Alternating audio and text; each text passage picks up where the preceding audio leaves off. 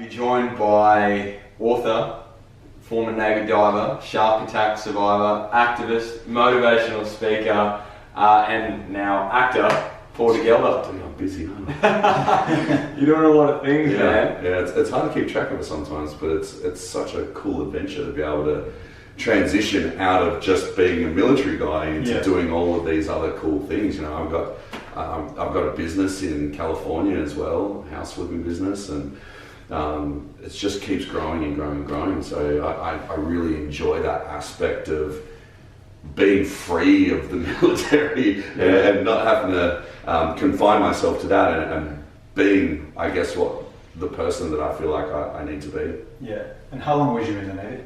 So I was in the Army first. I was an Army Airborne soldier for 5 years, 2000, 2005, and then applied for the selection course to become a Navy clearance diver.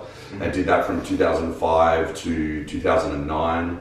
Got attacked by a bull shark and took 6 months off. As you would. And lose a couple of limbs. You take a little time off, but only 6 months. And then I went back to work around August 2009 and stayed in until about August 2012, so another 3 years. So in total, it's about 12 years in the military. Okay. Interestingly enough, so we're kind of new to this whole podcasting as well, so we're going to do our best to improvise, adapt and overcome. But that leads me to my first question, and that is your days working at a strip club. Would you like to go into that? Or and what? How does this pertain to anything except being really funny? You know, I just wanted to start. I didn't believe it when I read it because you're such a regimented person. Oh man, I was nothing like a military person before I joined the military, to the point where when I called my brothers who were both in artillery and asked them what they thought about me joining the army, they actually pissed themselves laughing. So no, I was not a military person at all. You know, I was before that. Even when I was living in Canberra, I was drinking and fighting and stealing and smoking weed and selling weed and doing coke and speed. You know, back at the club that I worked at, sniffing speed off the kegs. I was a bit of a train wreck, and that's why I left Canberra. You know, threw everything into this car that I had no license for, headed off to the bright lights of Brisbane, Vegas. You know, the big smoke compared to Canberra. Big city. And that's how I ended up working behind a bar in a strip club. One of my best friends, Matt, was the DJ there. Yeah. And he knew I needed to get out of Canberra, so he hooked me up, talked to the manager, got me a job behind the bar in the strip club, and that was the beginning of what I thought was my new life. And who knew it would come back in? So guys, these guys are about to drop a new series called Fighting Season, and who knew it would come back to fruition of the back days in stripping? Yeah, that tied in quite well. Yeah, well, you know, I'm still not. I'm gonna just resign myself to the fact that I learned nothing from those girls because I can't dance. Terrible stripper, but at least we looked good. We looked pretty good. Look, and the editing was really good. It was great. They made us look really good, and obviously Sunday, October 28 at 8:30 on Fox Showcase, people will be able to catch us there. You'll be playing Travis, I'll be playing Pepsi. But I bring up the stripping question because I'm referencing your 2011 book, No Time for Fear, How a Shark Attack Survivor Beat the Odds. And I just wanted to ask, was it the book and then the motivational speaking, or was it the other way around? You started speaking, you thought, well, I'm going to put this into a book. Good question. I think it was the book first. Okay. And then the book kind of fed, that was the stepping stone into speaking. And I did have some requests to do some speaking before the book, but the only thing I was more terrified of sharks was speaking. So I was no way, no thank you, I don't want to speak at anything. I just wanted to get my job back and keep my job in the Navy. That was my focus. But then a group called Canteen, who we in Australia all have heard of, it's a cancer camp for children. They asked me to speak, and you can't say no to kids with cancer. Yeah. And so I thought, okay, I'm going to do this, and I went along and did it. Prepared a little speech and just talked to this room of kids. There was probably 20 kids there, if that. And I just went in there and I talked to them about my story and what it was like being in the military and things like that.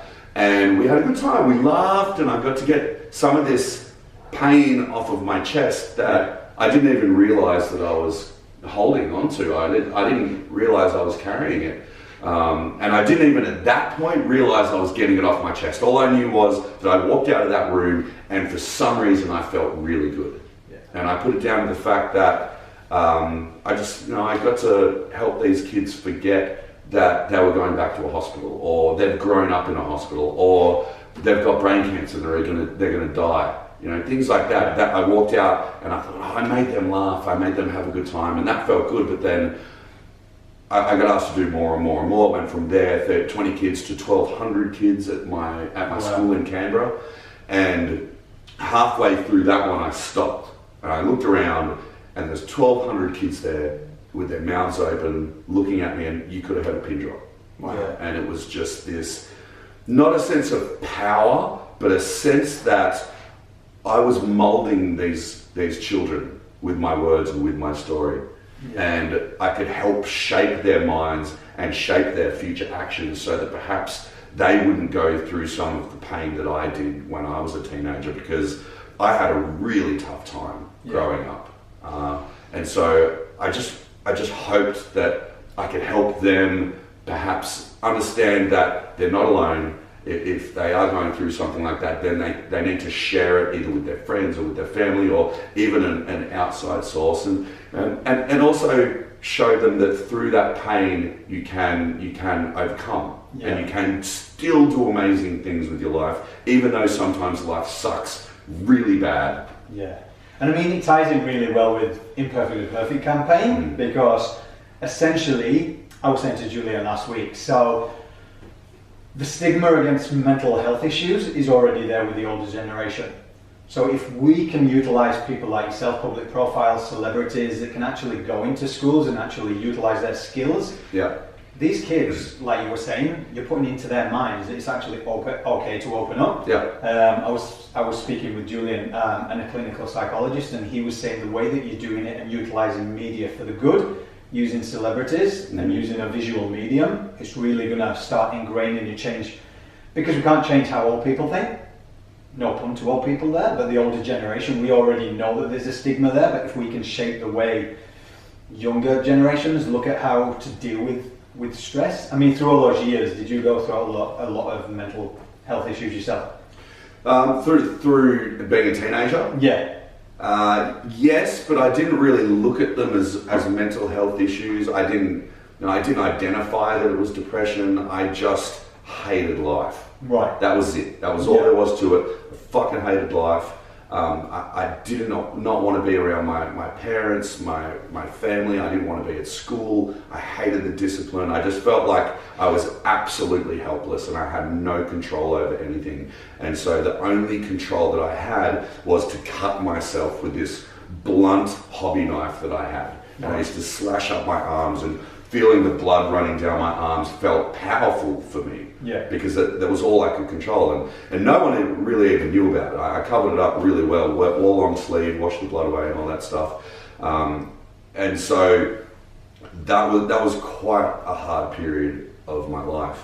And it flowed onto other things, in that I stopped cutting myself, but I went down another track where I was drinking and I was smoking weed and I was fighting in the streets, and I was just going down into a very dark place for a long time. And I still didn't identify this as a mental health issue or anything like that. I was just striking out on my own. I'm doing whatever the hell I want, because I'm rebelling against the system. I was listening to a lot of rap music.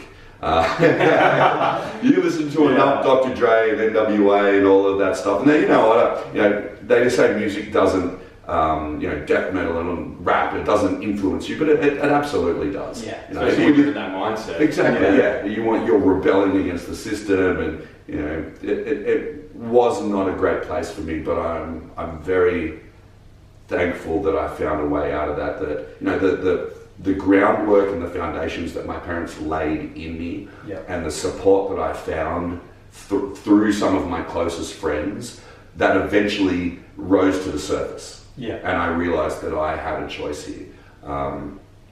I made many mistakes along the way and did some very terrible things, but now in my later life, I get to make up for that. I get to make amends now.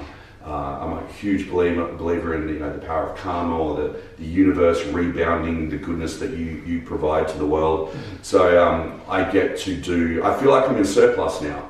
I feel like I've not only just made up for all the shit that I've done. Now when I do good things, it actually is being repaid to me as well, because I've made a difference in so many other people's lives, and that, for me, just that is reward enough to know through social media there's people that write to me and tell me how much of a difference the book makes, or the speaking makes, or just like as we were talking earlier in the car on the way here, living by example. You don't have to be a victim to your circumstances. You can be a survivor of them. Well, that's actually an interesting thing, because so obviously 2011 the book comes out. 2012, if I'm not mistaken, you finished your active duty for the military. So it's almost like, from that year onwards, you kind of started a new course of life. When you were part of the Defence Force, you were out there defending our rights, and thank you for your service. I know I speak for everyone here. But it seemed like you kind of, you went to the other end. You didn't have the uniform anymore, but you still went out. And in 2014, 15, 16, and even last year, you've been out for Shark Week on the Discovery Channel, canvassing for the rights of sharks. Do you want to talk about your relationship with the ocean, and particularly sharks? Yeah, sure. The thing that the military did for me the most out of everything was to teach me about being of service. Feeling like you have purpose and you're of value gives you a reason for being. And that's what the military did for me. They made me feel, when I put on that uniform and I was a soldier, and my maroon beret, the symbol of paratroopers around the world, I felt like I was a part of something special. And when you feel that way, you don't suffer internally as much. And so I had a purpose. I was like, okay, I'm learning to be a better soldier. I'm training to go to East Timor and protect these people that are being killed. I'm training for the next mission. And so what that did was it flowed over into when I left the military, because when I got attacked by the shark and I was looking down the barrel of losing my whole career, that terrified me so much. Not as much about losing my limbs, but more so about losing my purpose in life, and losing that sense that I am of value to something, because then I wouldn't know how I would go on with life. And so that was why I fought so hard to get back to work as soon as possible, fought to get off the drugs as quick as possible. And then when I got to a point working at the Naval Dive School for 3 years where I was just killing myself, just running myself into the ground, 70, 80-hour weeks. And then I go and do a speaking job and they pay me my 2 weeks Navy wage in 1 hour. Wow. But the Navy wouldn't give me leave. Oh, wow. And so I did a few and ran out of leave, and I came to that crossroads. What do? Do I bust my ass? At this point, I'm starting to lose my job satisfaction. I'm so tired, so cranky, I'm worn down, I'm getting injuries, I'm drinking more. Do I keep going down this path, which is my security blanket? I've got a guaranteed paycheck and purpose. Or do I make a big, scary decision? Leave that security blanket and strike out trying to find greater purpose and not work as much because I'm getting paid better.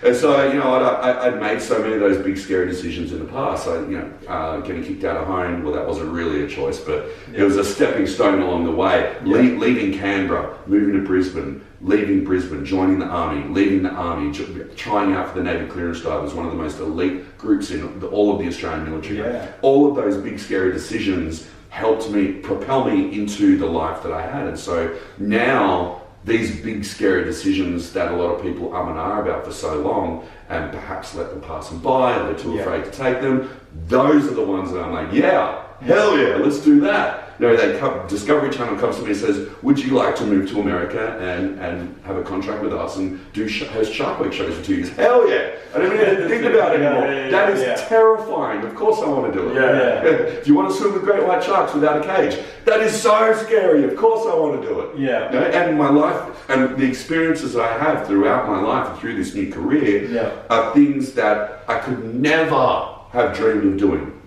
I literally walk in the footsteps of my heroes. Steve Irwin, Albie Mangles, Ron and Valerie Taylor, David Attenborough. These are the people we grow up goggle-eyed at the TV going, this is amazing. And now I get to do that because I made the choice to embrace those big scary decisions. Right. It's such a learning process. You're going through life and going through these struggles and stuff. Every time you go through that struggle and you go through that hardship, never just go through and go, oh my God, thank God that's over, and then just keep flowing along at the same pace. Sit down and ask yourself some hard questions. Not hypothetical questions, answer your own questions. What did I learn from that? How did I find myself in that position?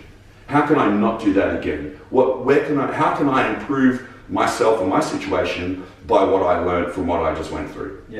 That's the purpose of those hardships we go through. People think they're just random and you're a victim and bad shit happens to everyone and life sucks. No, it's a lesson, it's a journey. Everyone's journey is going to be different, but the lessons we learn along the way, they're going to turn us into the person that we're supposed to be if we embrace that. So that leads me into a question. So if you could write a letter to your teenage years when you was going through all this, now, what advice would you give to yourself? If somebody else out there is going through that. I don't know if you can put that on there. Stop, Paul.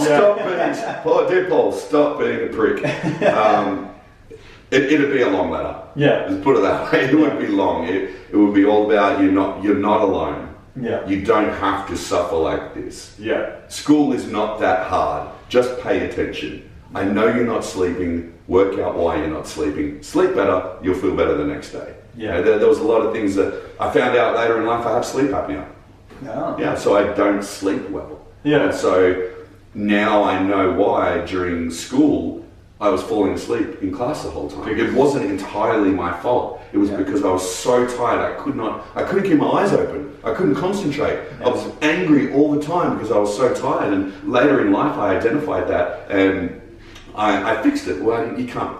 I haven't fixed sleep apnea, but I found a way to treat it. So now I sleep with this thing called a mandibular advancement splint. And this is a huge factor in so many people's lives. The fact that they may have sleep apnea and they don't even know. So what happens is you might think you're getting 8 hours sleep and you might get 3 hours sleep. And you're living off that every day, choking yourself awake 20 times a minute. 40 times an hour sometimes, whatever it is, and you are not getting that rest. Your brain is not recovering, your body is not recovering, and you're tired, you're cranky, you can't concentrate, you're not learning, you're not doing well at your job, you're not happy in your relationship, all stemming from the fact that you're not sleeping well. It is such an important thing. So it's all about getting that rest and taking on the next day. Well, exactly. It seems like it's almost a good metaphor. You've got to go through those periods of downtime and you've got to find time where, things aren't great and you're not go. You've got to stop. In your case, what we're talking about, it's at least 8 hours through the night. But one thing I wanted to ask you about, and one thing that pertains to the campaign as it is how do you deal with downtime? How do you deal when you've kind of just got, and I know you've got a very busy schedule, but how do you deal when maybe there's nothing to do? It's hard. It's hard, it really is. And it was easy when I was in the army. Because you treasure that downtime so much because it's like, finally I get to stop. And you know what I did? I pull a book out of my ammo pouch and I read. Wow. And that was what helped me escape from maybe the shitty situation that I was in the army, in the bush, or in the jungle, or wherever. And I would just escape reality, and I would read this book. And reading is so important. Every smart person in the world, every billionaire will tell you how important it is to read. And so I read a lot. I haven't had the opportunity lately because I have just been so busy. I have so much to organise not just work-wise, but just life-wise, trying to get my visas for America and going to the gym and having meetings about Shark Week shows and things like that. But I have this pile of books that are just waiting in the pews for me to be able to crack into them and read them. So that's how I deal with the quiet time. I try and do a little bit of not self-help, but it's self-healing. Yeah. You know, taking that time out to maybe just escape into a story and just relax your body, relax your mind. Yeah. You know, it's extremely healthy. Well, actually, just on that, another thing that I can sense that you love to do, and knowing you personally, I see you do it, is embracing the challenge of putting yourself out of your comfort zone. So when you were on set for fighting season, it was funny for me seeing someone like you, who is just such a champion of pretty much everything you do, be put in a position where you hadn't done this before, and you were so far out of your comfort zone. Oh my God. Do you want to talk about your experience on fighting season? Dude, did I tell you about the audition I did? No. Okay, so I got asked to do the audition, and obviously this is a big scary decision. I'm like, that's terrifying. Of course I want to do it. So can you come in and do an audition? I'm like, yes, of course I can. And so by this point, you know, I've done a bunch of Shark Week shows. I've hosted a show for Nat Geo going to Africa hunting poachers. I'm very much loud and very Steve Irwin-ish. Because I just get excited. I'm like, kill the poachers. Die with the sharks! But so I went in to do my audition, and that overflowed into my audition, and I just went full Steve Irwin. I didn't know how else to do it, and they just looked at me and said, Paul, bring it down. I was like, all right. And so I brought it down a little bit, and they're like, bring it down a little more. Bring it down a little more. And so there was a learning experience just in that, and then they were like, we love your personality, we love you as a person. Personally, I think they just couldn't find another person that had a prosthetic leg that could pull off a strip show. You're a liar. Everyone absolutely loved you. So guys, I'm going to spin it to you guys. Tell the guys out there all about fighting season. Who do you play? What's your character? I'll jump on first just to save you a bit of time. So I play Corporal Pepsi. Peter Pepsi a bird, but everyone calls him Pepsi as his nickname. And he's a real thrill junkie. You know, he just what he loves about the military is the brotherhood. You know, it's what you were talking about. It's the purpose. Yeah. You know, and it's being out there with your mates. You know, but yet you're representing your country. You know, you're representing what you stand for. You know, the philosophy that you stand for. So, you know, he's put in a really interesting position when, you know, you come back, and as the tagline for the show is, you know, the fighting doesn't stop, you know, when the guns do. You know, you come back and he's, you know, he's kind of a fish out of water in the civilian world.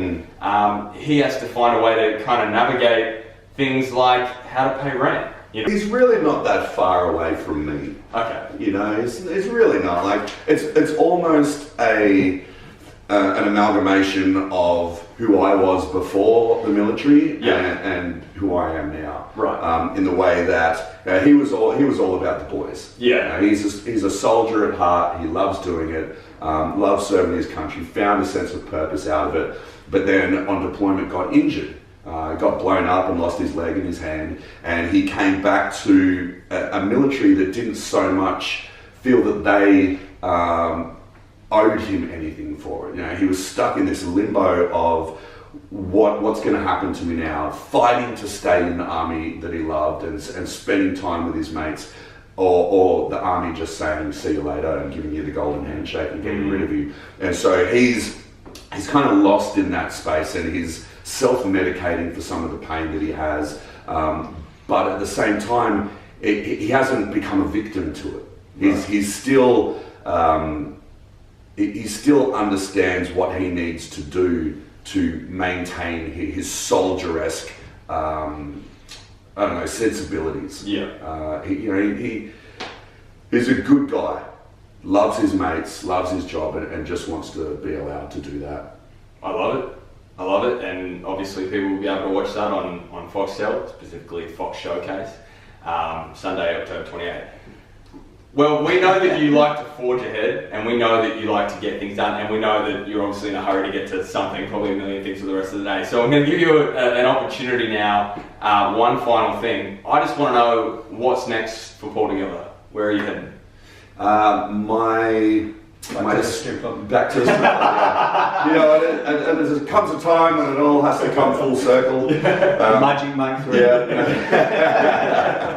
I don't know if I want to do that again. That was hard. Like, all that cardio. Jeez.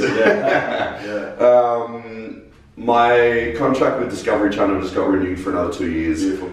So I'm going to be doing another 3 Shark Week shows a year.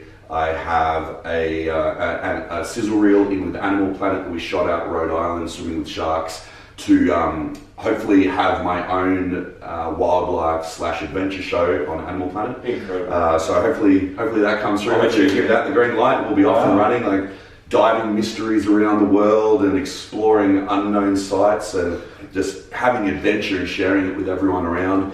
And you know what? I'd love to do more acting. You know, I had such a good time. You guys gave me such a great experience and lifelong friendships as well. So it made me realize the more I learn about acting, the more there is to learn. There's so much more to it. So that is something I'd really like to do. It was a very cool experience. Beautiful. Well, on behalf of Imperfectly Perfect and Glenn and myself, thank you. Thanks for giving us your time, and the shots are incredible. People will be able to see them. But cheers, mate. Personal thank you to you. Thanks for being a mate. Yeah, of course. Legend. Cheers, mate. Awesome, mate.